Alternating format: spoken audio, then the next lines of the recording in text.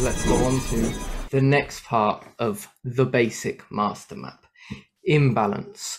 So the market needs to be efficient. So when you have an imbalance, which is basically like so, I'll just draw it for you guys very quickly. So let's say we're having some down candles like this, and then suddenly we have something like this, right?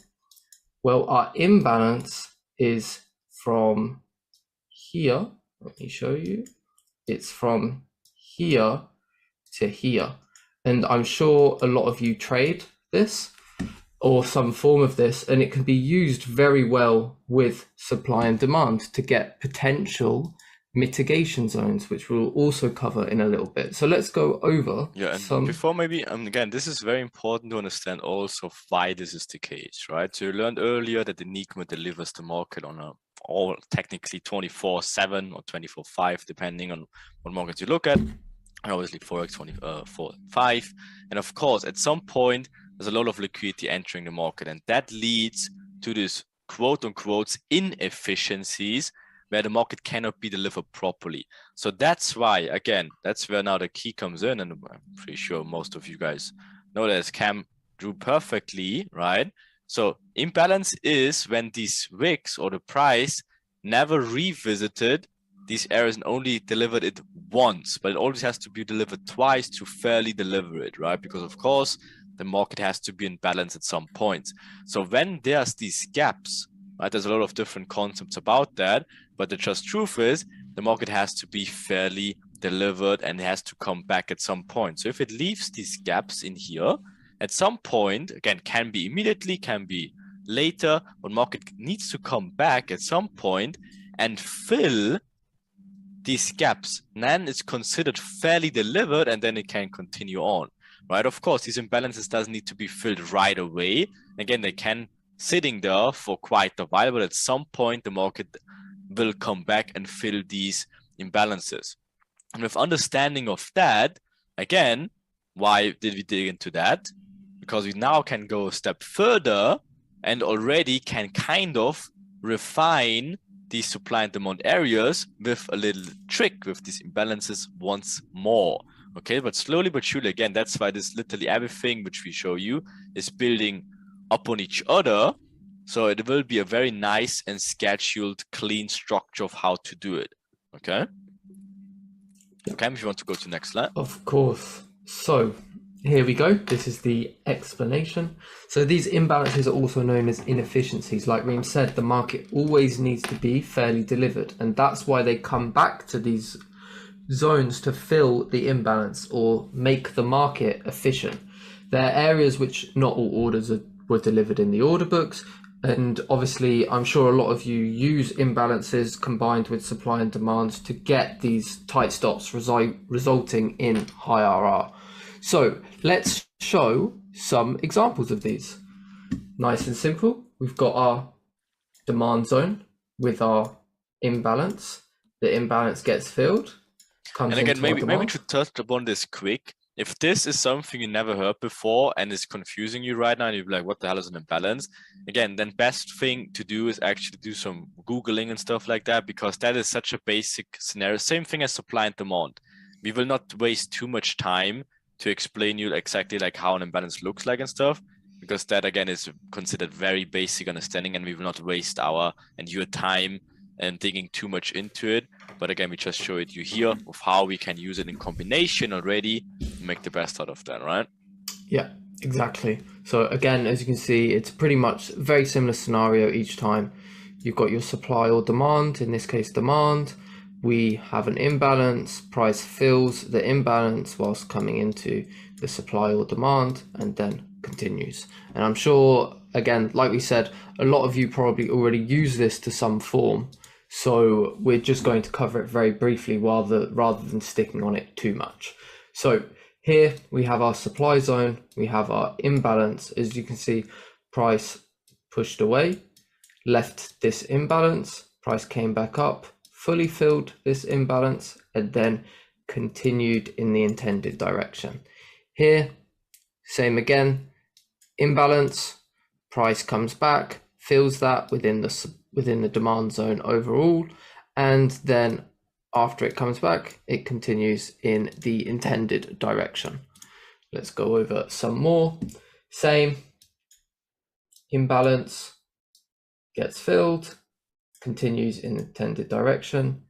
Same as this one here, and as you can see, again, we'll get into these obviously, but I don't want to rush in too much. We're just wanting to make sure everyone's at the same point, because obviously not all of you will have traded some form of smart money or anything like that. But as you can see, we create our zone, we push away, we leave our imbalance, price come back, fills the imbalance, and then again, same as always, goes in the intended if direction. you go maybe back again to cover it, maybe for the ones who have not heard about it.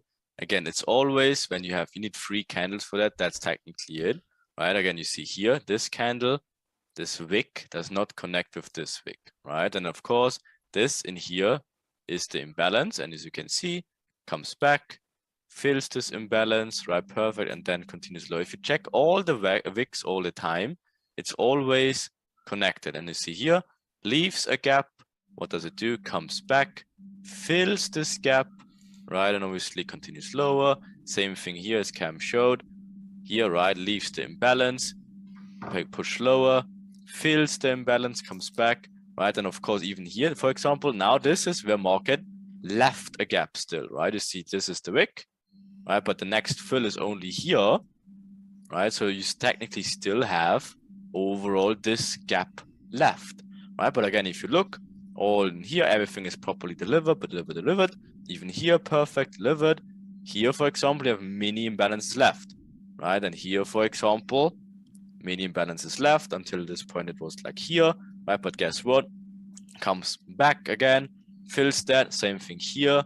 So you always have to be patient about these imbalances where they are. But as you already can see, if you just look at this randomly and look for imbalances, you're getting smoked all over again, right? So that's why he's saying we don't want to bore you too much of what these imbalances are.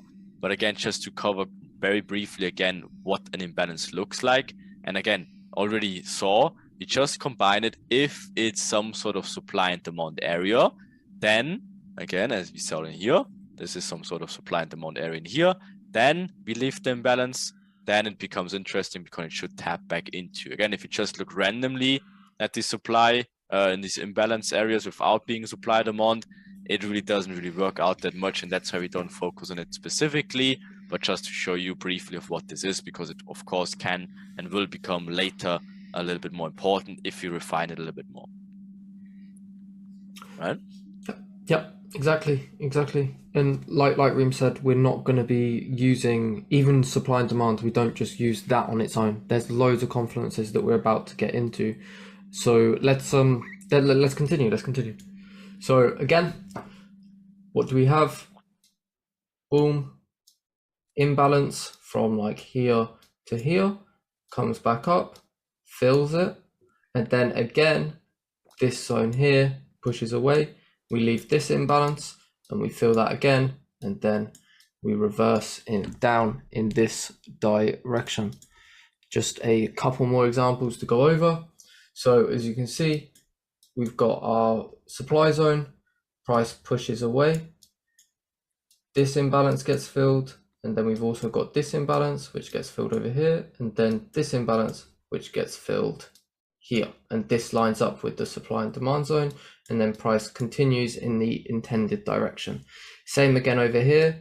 This is our supply zone, price pushes away, we've got this imbalance, and then we've also got this imbalance up here that lines up with our supply zone. Price comes in, taps into the imbalance, continues lower. Just got a few more examples. So again, price pushes away, leaves an imbalance, we come up, we fill that imbalance into the supply zone before continuing. And also notice how all of these imbalances here get filled. And then here, obviously, we do leave a little one, but the most part, they all get filled, and we are trading a efficient market. So again, last one, what do we have? Same as always, we've got our demand zone, which leaves this clean imbalance. We even build some kind of liquidity. We'll go over that later as well. Price fills the imbalance, comes into the demand, and then obviously continues, or in this case, it's likely a reversal upwards.